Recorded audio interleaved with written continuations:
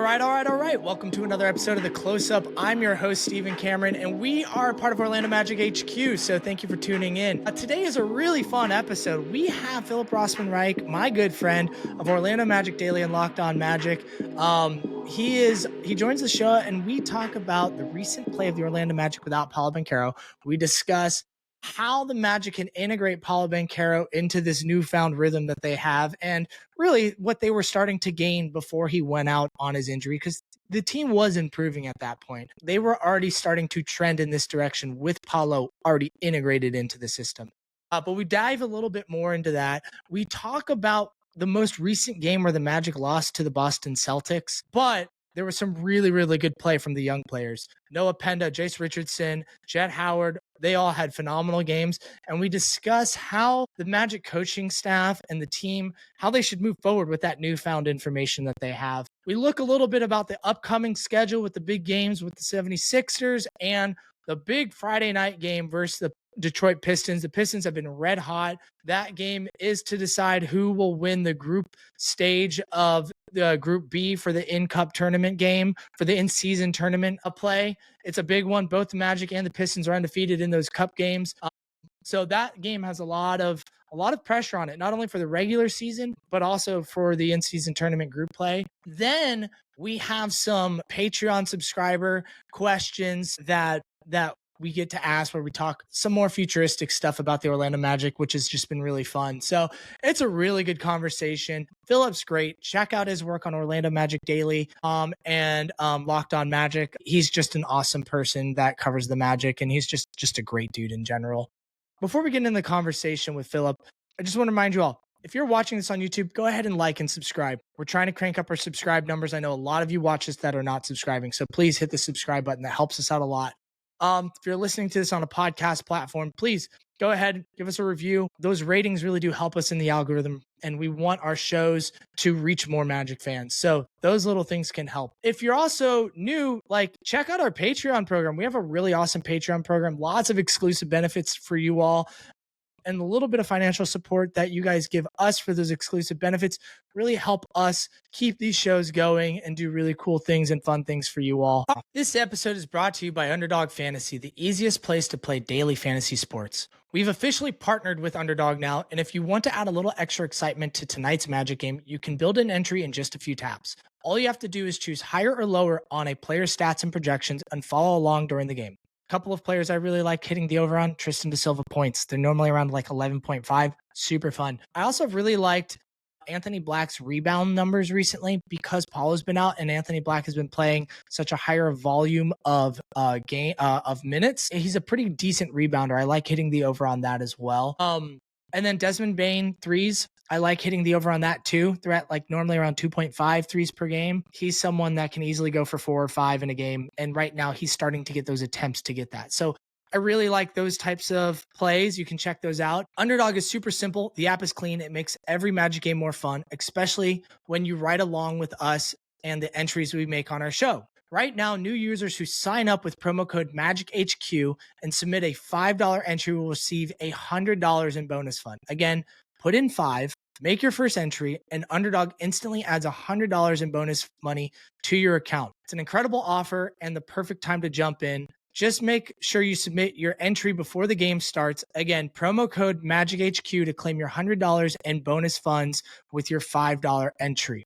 All right, let's get into this conversation with Philip Rossman-Reich. All right, everyone, like I said in the intro, we got my good friend, Philip Rossman-Reich of Orlando Magic Daily and Locked On Magic. Philip, you and I have already pretty much recorded a show before we even hit record with all of our pre-conversation topics that we hit that we're not even going to talk about today. But it's good to see you. Welcome back to the show. How you doing today, man? I am doing good. Feeling a little worse for the wear. 3 games in 4 nights is a lot, especially since I had to cover UCF on Saturday as well during the Knicks game. But I'm certainly probably not as tired as Kendra is coming from Palo Alto to Boston last night. That was genuinely impressive from Kendra. Shout out to Kendra. That's a big move and a big commitment. I might have taken a PTO day on that next one and just see you guys in Philadelphia, but nah, she did great. It's cool that she They're got not that even broadcasting the too. Philadelphia game. It's a national game. Yeah, true. Yeah, all right. She could have had a really nice break if she just decided to take off the Boston games, but there you go. We got a fun episode today, man. As always, I'm always excited to chat with you about Magic basketball. You and I connect every 4 to 6 weeks or so for one of these shows, it seems like. And I don't know, it's always fun just talking basketball with you. You and I are recording this Monday, November 24th. The Magic just lost to the Boston Celtics on Sunday, and they play the Philadelphia 76ers tomorrow before they have a couple of days off for Thanksgiving and then play the Detroit Pistons on Friday. We'll get more into that schedule stuff a little bit later, but just wanted to give some date time stamping for our listeners and the early part of our conversation. Philip, the first couple of things I'd like to talk about with you is just where the Magic have been recently without Paolo Banchero, right? Paolo Banchero's been out for a little over a week now. The Magic have played 6 games. I'm not including the Knicks game in the first Knicks game in that because Paolo did technically play. They've gone 4-2 with him past that Knicks game. They've beaten the Nets, the Warriors, the Clippers, the Knicks. They've lost to the Rockets in a very close and a very entertaining game. And then obviously last night they lost to the Celtics, the Jett Howard game. Just in general, like, how have you been feeling about this team without Paulo during the segment? Because to me, they have found a groove and they are playing really well. I think they were kind of on their way to this before Paulo went out. They were already starting to clean up a lot of things. But what are some of the things that you have noticed and seen through this kind of like 6-game stretch without Paulo so far? Yeah, I agree with you. I think they were on the way to this kind of fluidity and this kind of comfort, regardless of whether Paolo was out or not. So, I'm very eager to see Paolo Banchero get back in. I think there's been a lot of conversations. There's always conversations when you have 2 young guys and you're wondering, can they actually play together? There's been a lot of those conversations, and I think a lot of them are kind of bunk. Like, you're going to need both. And honestly, like, very, very clear how much the Magic missed a guy like Paolo Banchero in the loss of the Rockets. They need Paolo, and Paolo was having a really good season and a really good start to the year. A little rough at the beginning, but I think he really found his groove. And I think what we're seeing from the team in general is what we would have seen from Paolo, is just this team begin to understand how they need to play and how they need to integrate the new elements of pace into their offense, and B, just learning how to play and trust each other a little bit more. I think a lot of the mistakes over the first 5 games, they weren't about what the other team was doing. It wasn't about what Chicago was doing, what Atlanta was doing. It wasn't about, necessarily even what Philadelphia was doing. It was about like these mistakes that the Magic were making that just made it feel like, oh, this isn't going to be as seamless as we thought it was. I thought it would be. There are some more significant changes than we thought. And players were just kind of getting comfortable again. And so I think over the last 13 games now, and I'll go back to the Charlotte game, but certainly over the last 6 games, we've really seen this team get comfortable in their roles, get comfortable with what they're running, get comfortable with their identity, and start to play confidently and start to play kind of freer and looser. And so, yeah, there is definitely a thing where maybe the ball moves a little bit better with Paolo out. Paolo can be a little bit of a ball stopper, and that has contributed to the Magic being a lot better on offense. But I think just everyone getting more comfortable with what's being asked of them and what they're trying to do on both ends of the floor is a bigger factor in the success we've seen over the last few weeks. When it comes to, because like we're starting to get reports that Paul is really close to returning. We don't have a timeline yet, but I wouldn't be surprised if he's back by the Pistons game or shortly after that. How do you, with a team where guys like Franz and Bane and Wendell Carter and Black have started to kind of get used to this flow with like when and how they're going to get touches? Because like you mentioned, and like we've seen, the offense is really clicking right now. And when you integrate Paulo into that, he is such a big usage player. He is a hub. We saw them using him as a hub, right? As a distributor. Yeah. They get him the ball. He's driving. He's kicking out. Josh Cohen mentioned that like on Paulo's kickouts right now, the team is shooting 50%. So there is some success there. We've seen Paulo have some really high assist games. He's having pretty much almost career lows in turnovers with his assists, which have been really good. And like a lot of that is just because his rookie year, like it was a rookie year. That was the last time he had this low of assists. It was like kind of a little bit of a different usage back then. He's a rookie too. And he was a rookie, but like now he's like back to like, he's playing really clean basketball up to this point. But again, he's a huge usage factor. It's like, we're going to have those moments where he is just trying to take advantage of a mismatch. It slows down. He's going to get doubled and probably try and find a mid-range shot to take that instead of a little bit more of this ball movement. Like, I guess my question to you is like, how do you integrate Paolo into this system without completely disrupting and throwing it off the rails? Like, do you even have those concerns in the first place? I mean, there are definitely those concerns because, for better or for worse, I think Paolo's instinct is to slow down and to do sort of the over dribbling that just gums up the offense. And I think part of the struggle that the Magic had early in the season, and even part of Paolo's frustration, was sort of him trying to kick some bad habits and kick his thought process down a little bit. Like, when he moves quickly, when he attacks quickly, he is as unstoppable as any player in the league. Like, he is just so big and so fast for a guy his size. Don't know how to handle him. And really, like, the problem is, I think when he dribbles and thinks he's trying to be Kobe or Carmelo or one of those like kind of ISO guys, that's when defenses load up on him and make his life really, really difficult. Again, like the other stat that you mentioned there is like Paolo, I think, is taking more shots at the rim this year than ever before. He is taking fewer jumpers. He's down to like 3-point field goal attempts per game. So the process of figuring out how to be most successful, I think, was already beginning before the injury took place. But you're absolutely right. Like, some of it is going to be that the Magic are going to have to be smarter about how they mix those post looks in.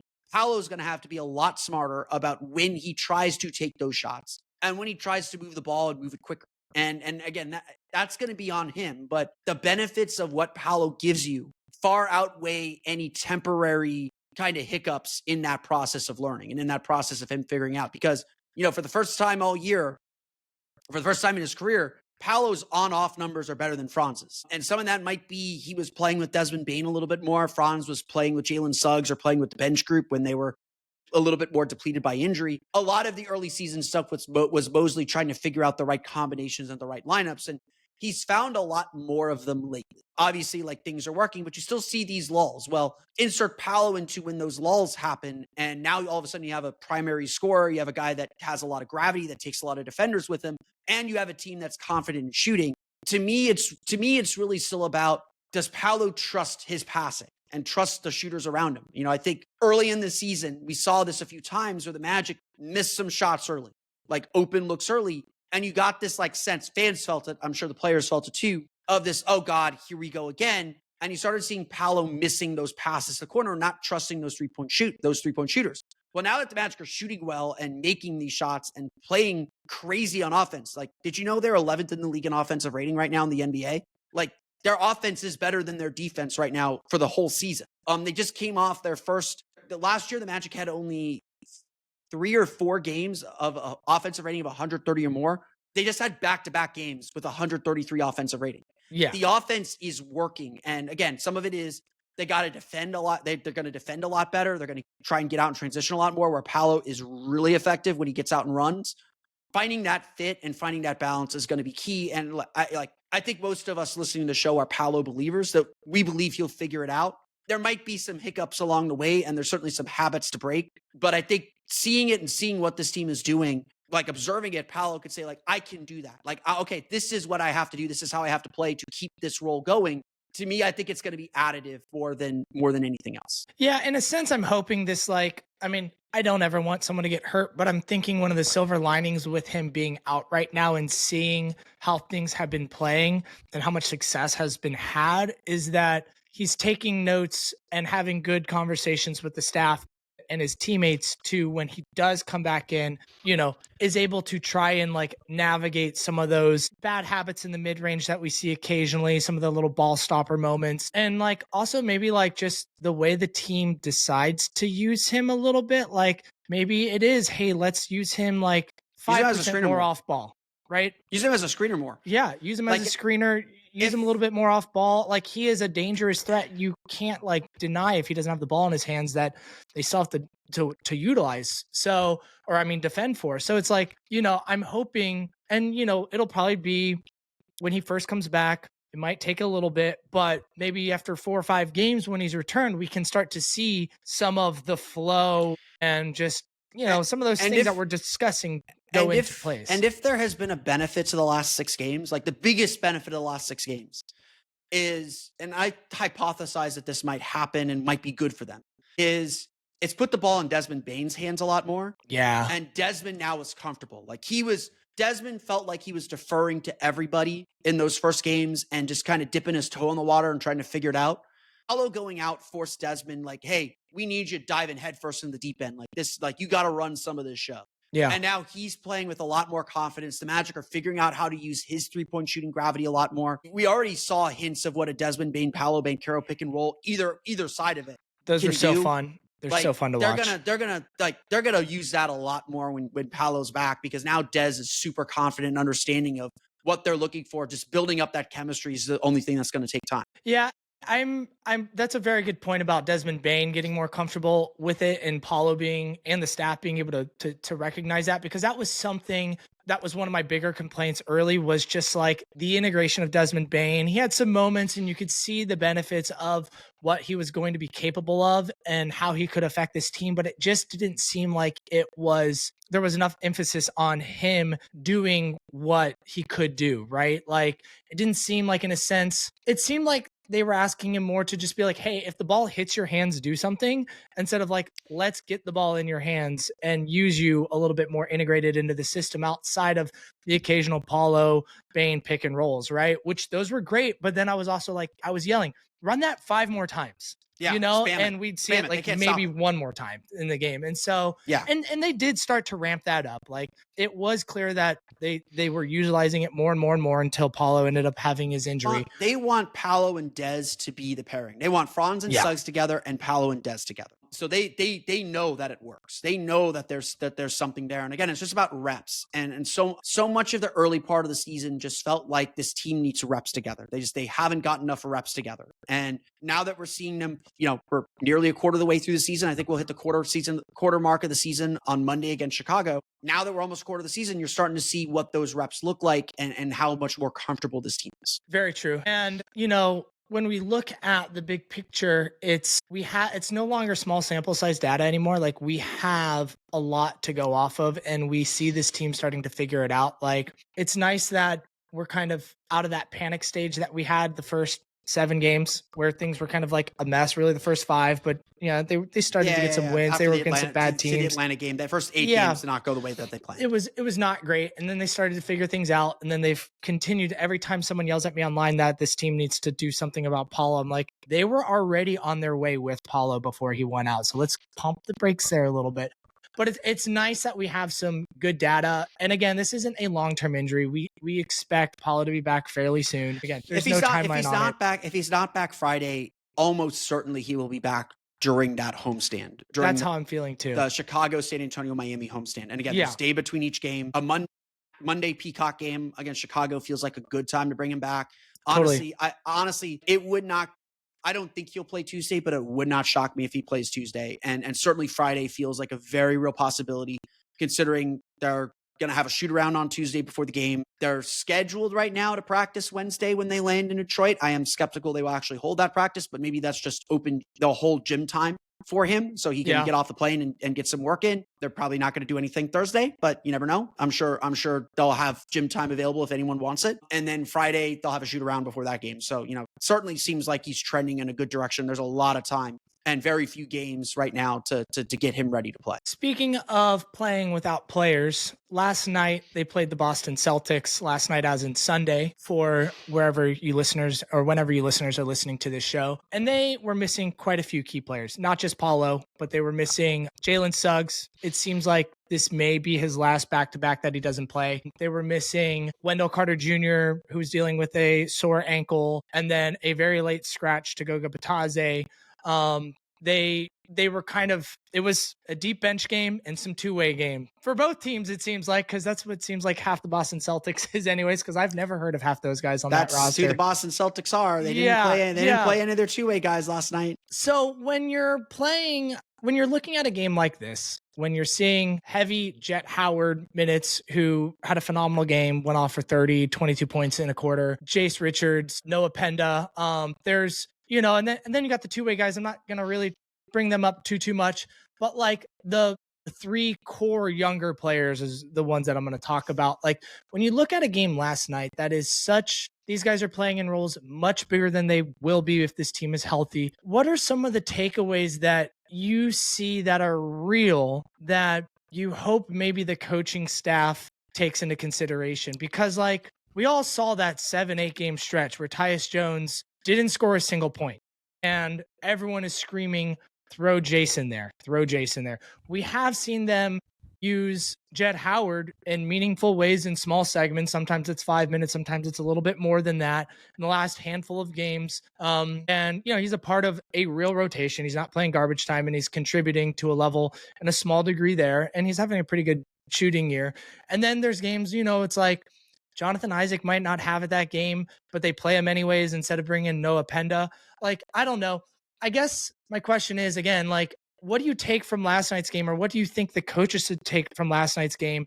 And how do they move forward with these young guys that have promise, have potential, that, you know, they drafted and hope are part of this team for a while, but at the same point aren't getting any playing time this year because most rookies and young players come with mistakes that winning teams don't want to deal with? Yeah, I mean, look, anytime you're a young player that isn't in the rotation and you get meaningful minutes and you get minutes that matter, minutes against the other team starters, that means something. That says something. Like, I think Jase Richardson has played only one other game where he was in while the game was in the balance. And maybe you could argue like that fourth quarter, the Magic are down 21. They're just kind of throwing everything against the wall. Maybe those weren't completely meaningful minutes, but I think what's important is those three guys particularly, and it was really those three guys. I'll give Tyus Jones some love. He had 3 assists in the fourth quarter, helped organize that team. There's a lot to say about Tyus Jones right now. I do not think that they are as successful as they were offensively in that fourth quarter without Tyus Jones and his calm and his ability to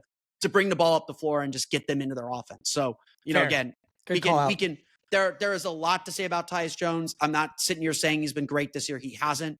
But I think if you're just looking at the box score, you're missing where Tyus Jones is being successful, but acknowledging that he needs to produce more in the box score. Like that's what I'll say about that. But those three guys made those minutes meaningful.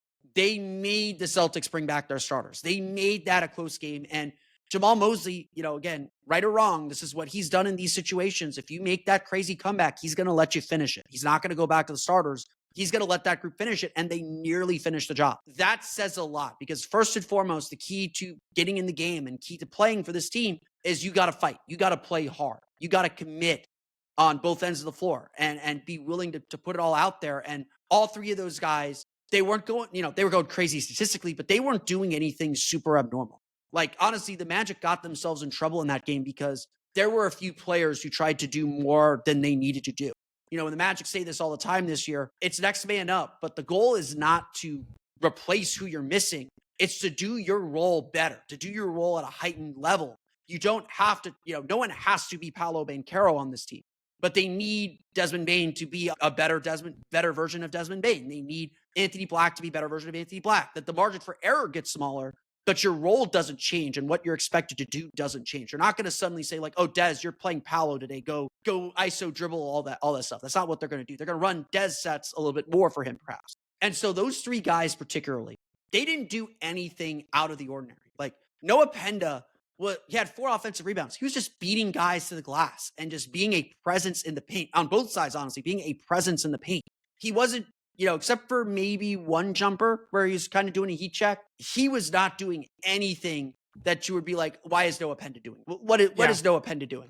Like, he was just like, oh, that is a good Noah Penda shot. He is taking the open shot when it comes to him. He is being active on the glass. Oh, smaller guy on him. He's going down to the post. Really impressed with his passing. He had 4 assists, I think, in the game. Just read double teams, like took advantage of his size. Like he did all you would ask of Noah Penda. And even if you slotted that Noah Penda into a regular lineup, it would work. He would do the same thing. Jase Richardson. Like Jase Richardson, the biggest thing I think he has to prove to get playing time is he has to show that he's willing to defend, which I think he showed in the game on Sunday. Even in the second quarter, I thought it was like, you know, Jase is a guy they're targeting. He's small. He's got to overcome his size. He is fighting. And that's half the battle. Like, just fight. Just make it a little bit harder. Give your defense a shot. But the other big thing with him is, can he finish over taller players? Because the big thing coming out of college with him was he was the most efficient scoring guard at the rim.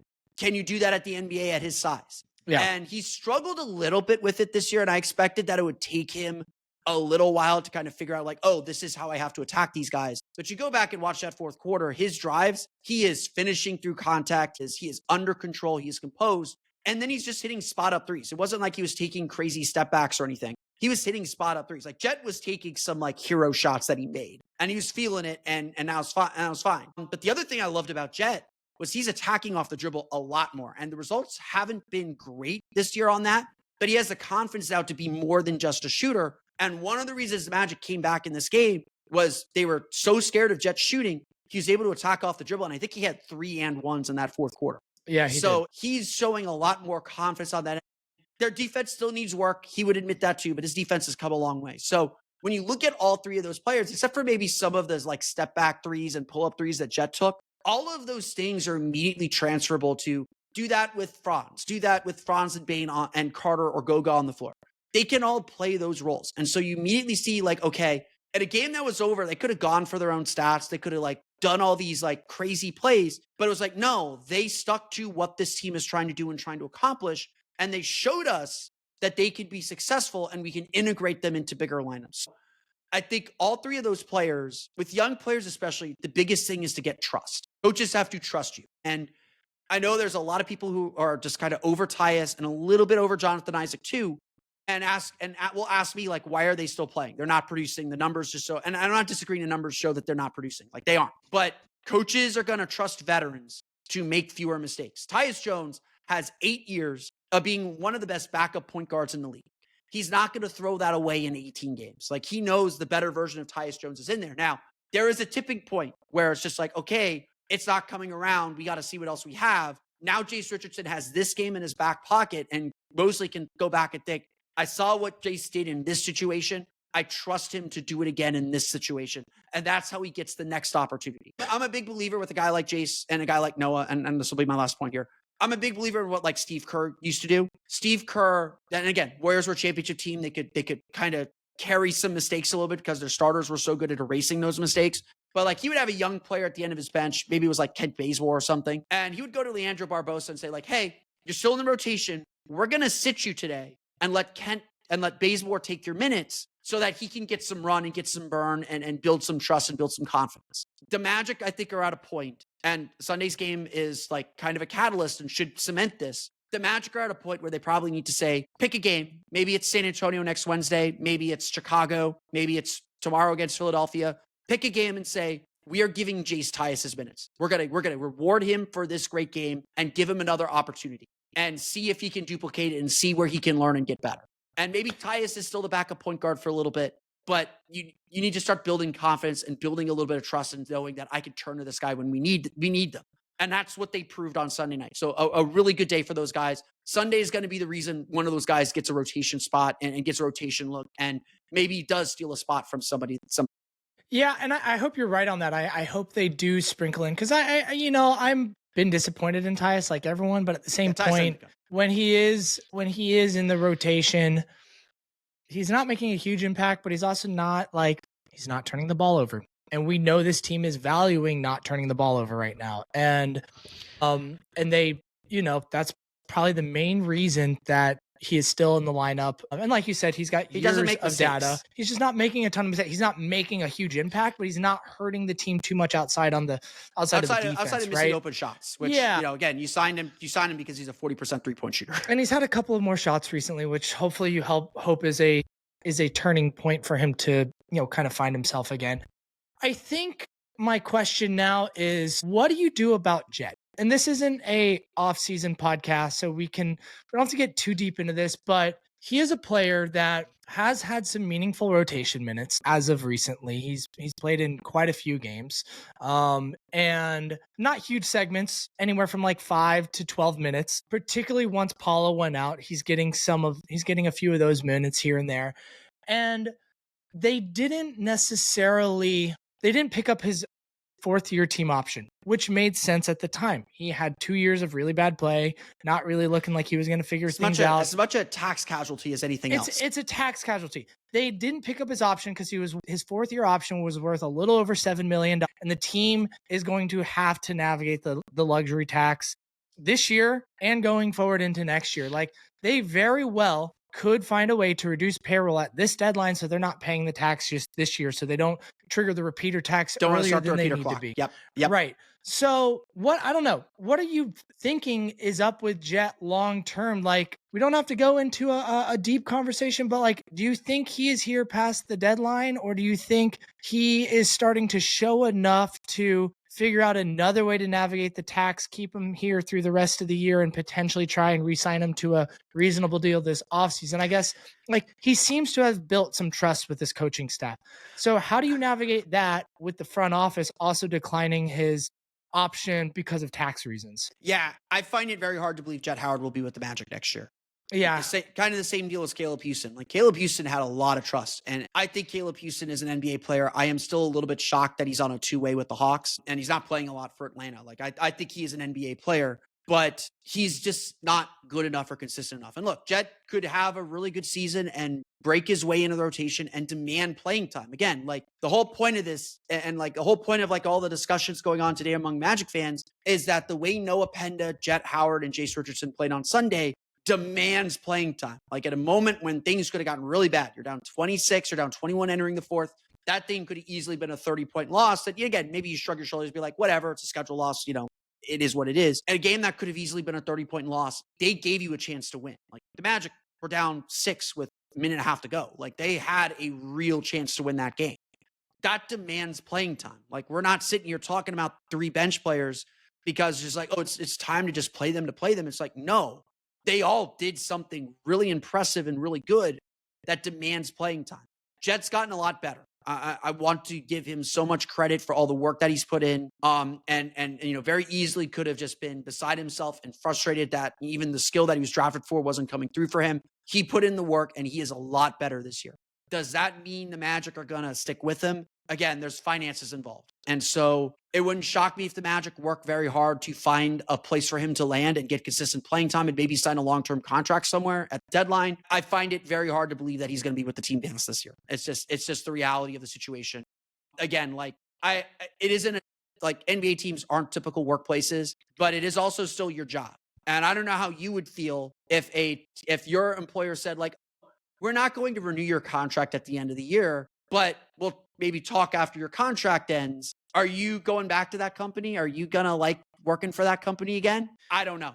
Yeah. Like there's a little bit of that involved in it too. It's not as much. Like, Gary Harris came back for less, and I was shocked by that. Mo Wagner's come back for less, and I was a little bit shocked by that. Yeah, the Magic have constantly done deals to bring guys back in what we thought would be times when those players wouldn't come back, like Mo Bamba, for example. Yeah. Like another one who kind of had on and off relationship, it seemed like, with the Magic, and he signed a 2-year deal. He ended up getting traded within that first year of the 2-year deal, but he re-signed with the Magic.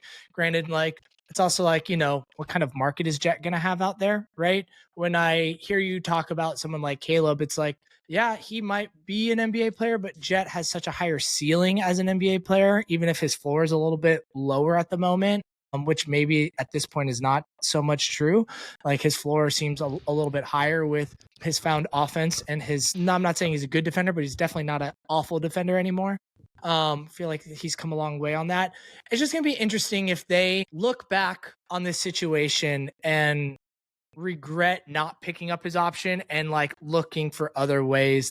They could have found other ways to get under the tax, because if you look at his skill set, he's a 6'8", 6'7" wing that can shoot the ball from 3, starting to be able to really show off the dribble moves and attacking closeouts. Like, he kind of fits that like spark plug off the bench kind of Terrence Ross role to a T that this team really does need. Like, yeah. Sorry, Anthony Black, they're missing Cole definitely, Anthony. They need a Cole Anthony. Like, they do, even right?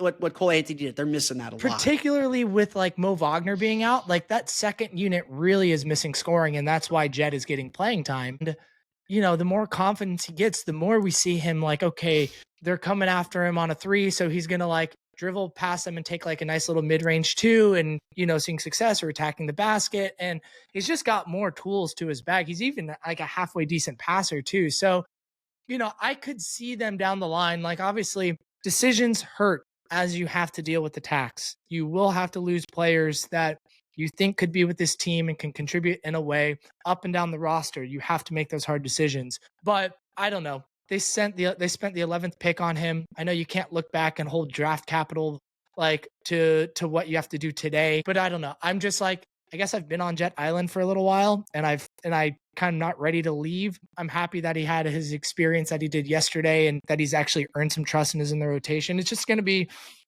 interesting, you know? Let's remember, this is just one big game. And it showed us like his full potential. I say this all the time. But he's already been in the rotation is my point. He's been in the rotation one more, big game, but he's been in the rotation recently and playing well. But it's still about what can you give me every single night?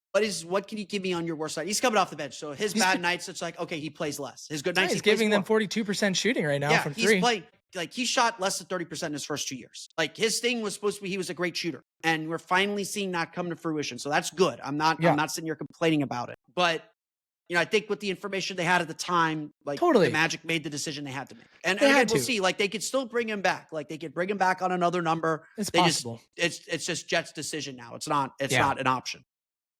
All right. Well, let's move forward. We've been looking kind of back recently, and I want to look a little bit more forward. They have a couple of big games this week. They play the Philadelphia 76ers, who are 9-7. They play the Pistons, who are 4-2. The Philly game, that team kind of started off hot. The Magic were a victim of that team early. VJ Edgecombe and Tyrese Maxey lit them up. Paul George is now back into the integration. What are your quick thoughts going into the Philadelphia game after the loss to the Boston Celtics? Yeah, like, honestly, like, I'm throwing out a lot of things from that Celtics loss just because it is very clear that the injury bug kind of got them. The rest bug kind of got them. Like, it very much felt like a schedule loss, and that's not an excuse. The Magic still had enough to win. They still should have played a lot better. But there wasn't anything in that loss that I'm just like, okay, I'm worried about something about this team long-term. Like, some of the issues are issues that we know exist. Like, this Magic team will still have it wasn't a dud night on offense, but first half, they were duds shooting. And some nights are going to have that because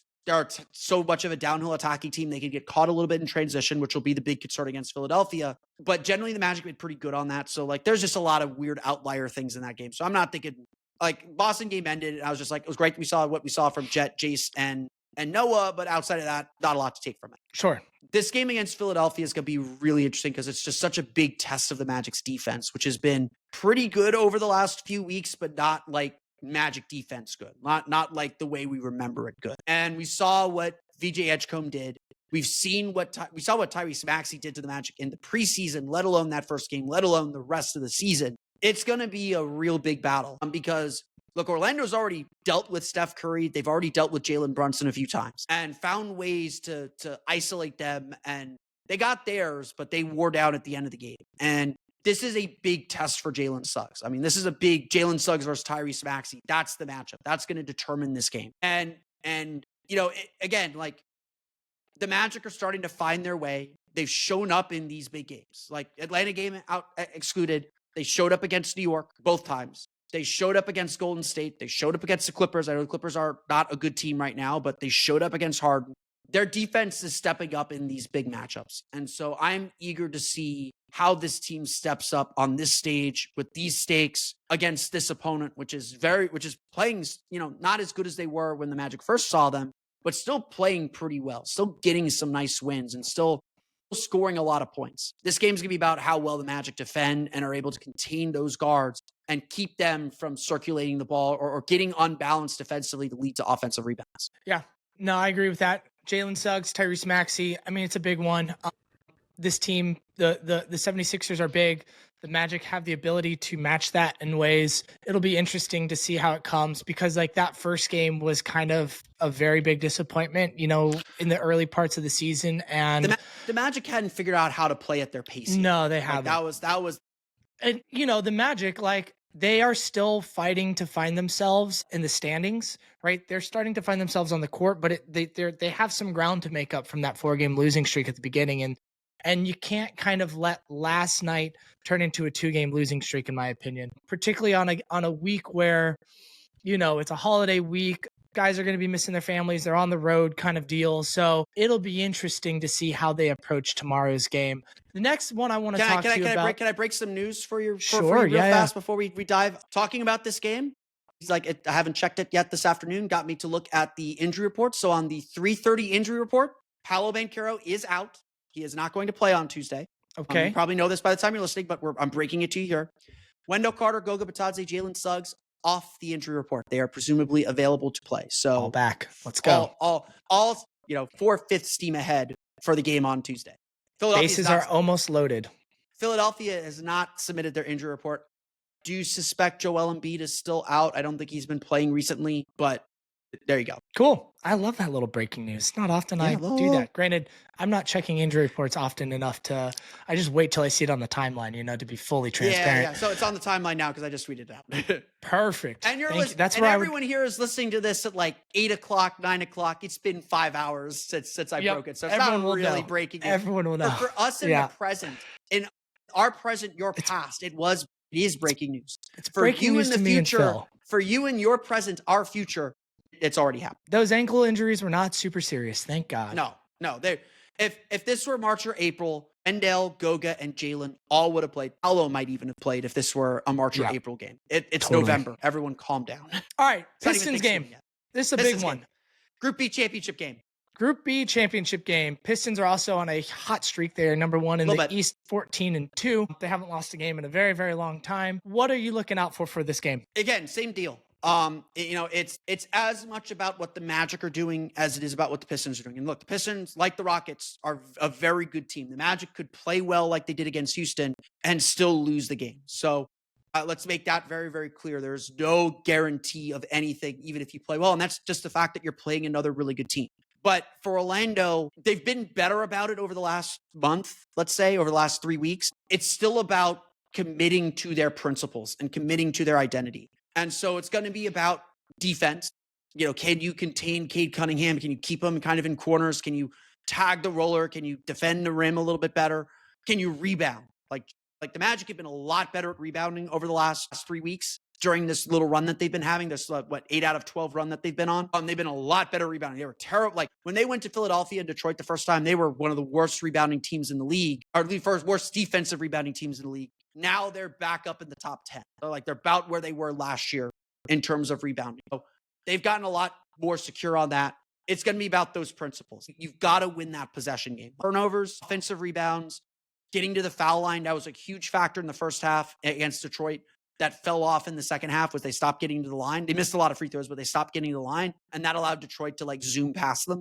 It's going to be about all those little factors that the Magic need to win these big games. They got to control the pace. They got to muck it up. And Detroit, I don't think minds playing a game like that. No, they like to play physical for sure. But they got to get a little bit under Detroit's skin. Orlando does like to get under Detroit's skin a little bit. Jaden Ivey should be back for that game. I'm sure he will be fired up to see the Magic, even if they're wearing a different uniform. It's going to be about those little gritty things that's going to determine who wins that game. And again, making shots would help. Magic should be able to win without making shots, but right now it's a little bit of a struggle when they don't make shots. Magic got to play well. They got to win those kind of grimy points, I think, if they want to beat the Pistons and potentially end their winning streak. And this is a game that has more than just regular season implications. The Magic and the Pistons are both 2-0 in the NBA Cup group play games. So this is a big one for them. Mathematically, I believe, and if you're looking at the standings, please correct me if I'm wrong, every other team in the group has at least 2 losses. Boston, Brooklyn, and Philadelphia all have 2 losses already. Correct. They're all 1-2. That means no matter what happens Tuesday, Friday is for the group. Whoever wins Friday wins Group B. Now, to win the wild card, to stay in the wild card race, the Magic need to win whatever game they win by probably more than 10 points. Might be closer to 12, 15. And they have to lose their game close. So the Magic could still advance to the wild card. Tuesday's game is still really important for that reason. But win Friday and Tuesday doesn't matter. The winner on Friday is moving to the knockout round. Now, Correct. Whether they host or not, it's another question, but the winner on Friday is moving to the knockout round. So all eggs in the basket on Friday. The Magic, for what it's worth, have a 20-point differential, a plus 20-point differential. The Pistons have a plus 27. So this is going to be a fun game. I mean, I want it for a lot of reasons. The Pistons are top of the East. I want the Magic to beat teams that are in the top of the East. I would love for them to break their losing streak or their winning streak. I would love for them to, secure the group in the tournament cup group play. That would be a lot of fun. The first time the Magic won their group. That would be a big deal. You and I were talking a lot about the NBA Cup and just all sorts of aspects of it before we started recording. Could have been a podcast in its own. And You and I are both fans of the Cup, and we would love to see the Magic go forward with it and have a very strong performance and potentially win it all. And that is possible because they've put themselves in a position, being 2-0 going into it. So early, it's still group play, but it's a big game. It's a big game for many reasons on Friday, not just for NBA Cup reasons, but for regular season reasons as well.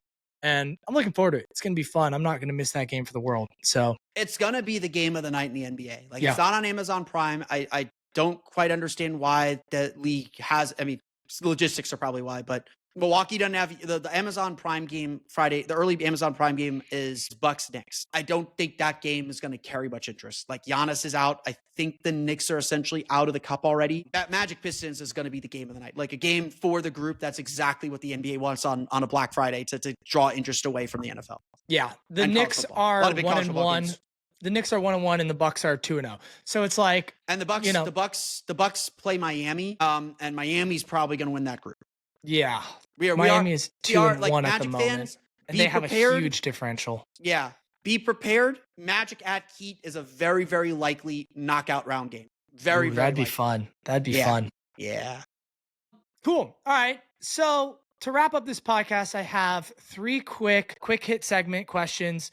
These are questions that came directly from our Patreon program. So if you are a Patreon member, you're going to have options to be able to submit questions to our guests. If you're considering joining our Patreon, you're going to have options to do this. It's a great way. It's just one of our added benefits. These come from one of our Patreon subscribers, Andy, who's been a longtime listener and supporter of ours. He wants to ask, and he wants to know from you, what are the impressions of the offensive changes that you have seen so far that you like? I'm just going to embellish a little bit. The offense has looked a bit different this year than it has last year. What are things that you really like about it and that feels sustainable and real? I think the biggest thing is the Magic are doing such a better job getting out and scoring in transition. Again, for a team that was second in the league in forcing turnovers last year and opponent turnover rate last year, they were surprisingly bad in fast breaks. There's something like, I think they're about a half point per possession better in transition this year over last year.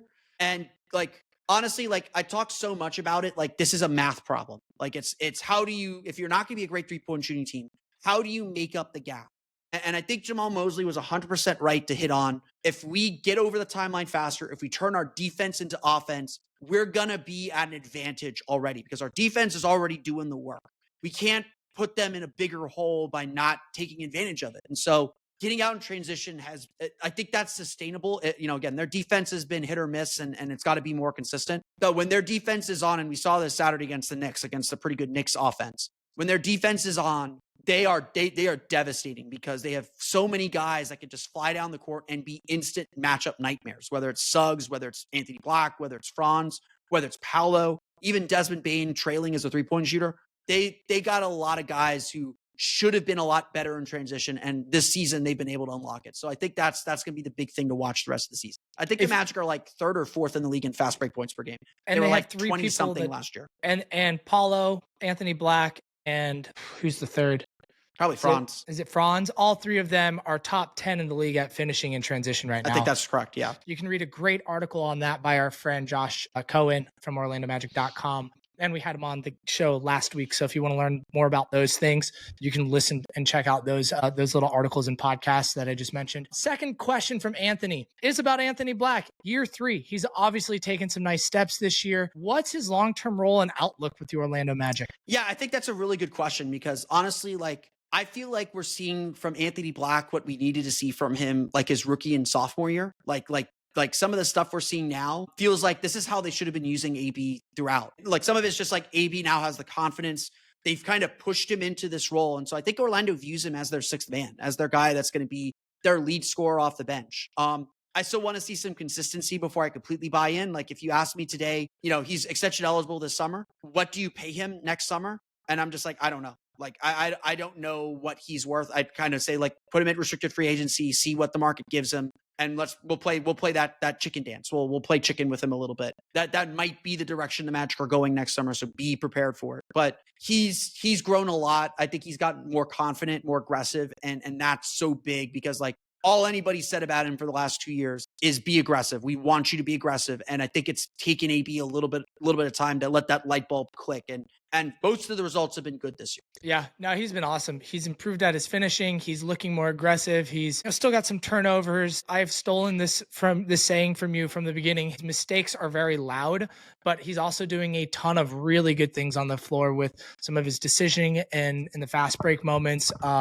His passing has improved. His handle has improved. My goodness, Sham God. There have just been some really fun, different variations of his drives with speed shifting, with navigating around defenders, and his finishing. Like, that has just been a lot of fun to watch. And yeah, I've been really impressed with him. It's going to be interesting how they handle his extension this summer.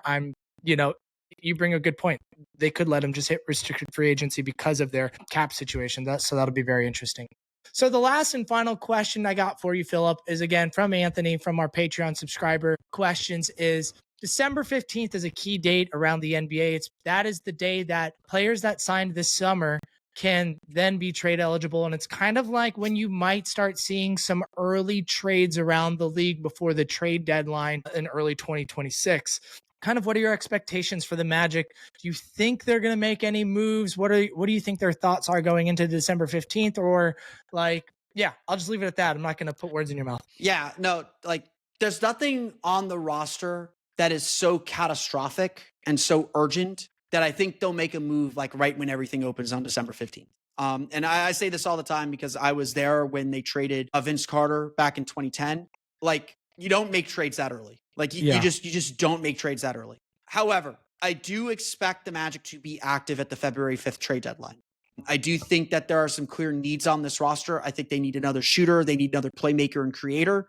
Again, Tyus Jones will have a little bit more time. Maybe he'll settle in. Maybe Jase will take over that role. So there's still a lot of experimenting to do and things to figure out before you decide to make a deal at the deadline.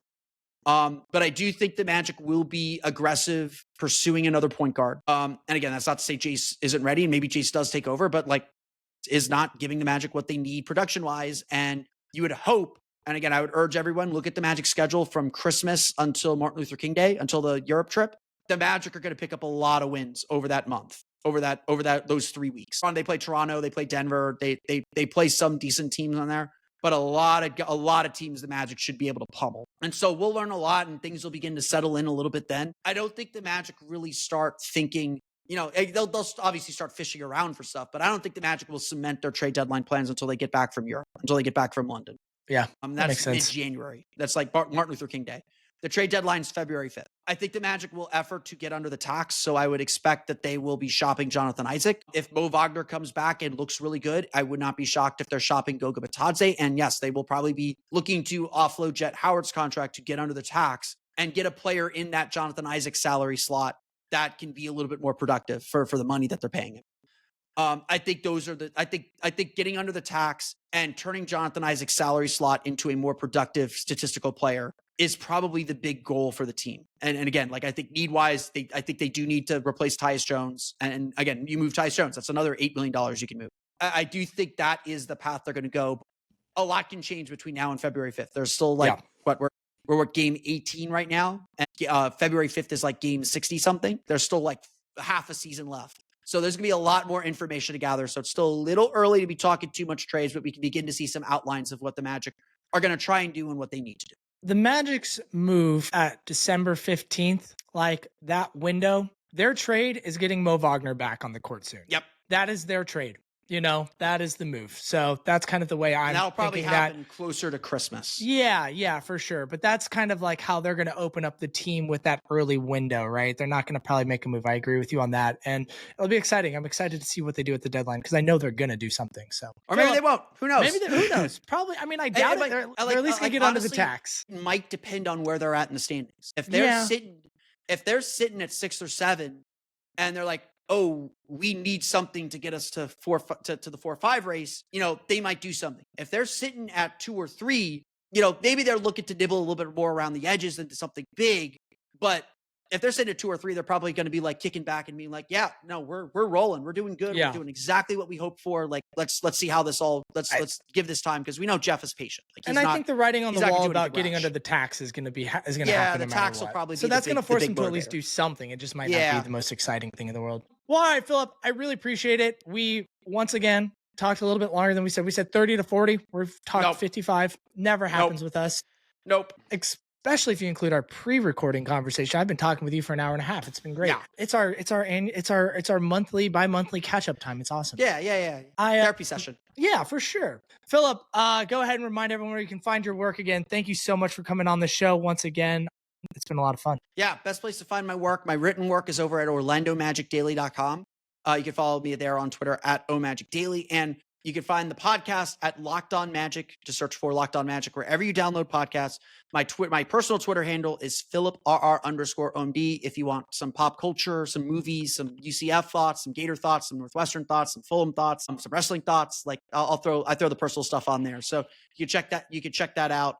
And thank you all again for the support. Thanks for having me on. And that's going to do it for this episode of The Close-Up, a part of Orlando Magic HQ. I'm Stephen Cameron. That was Philip Rossman-Reich of Orlando Magic Daily and Locked On Magic. And we're both here to say, let's go Magic. Peace.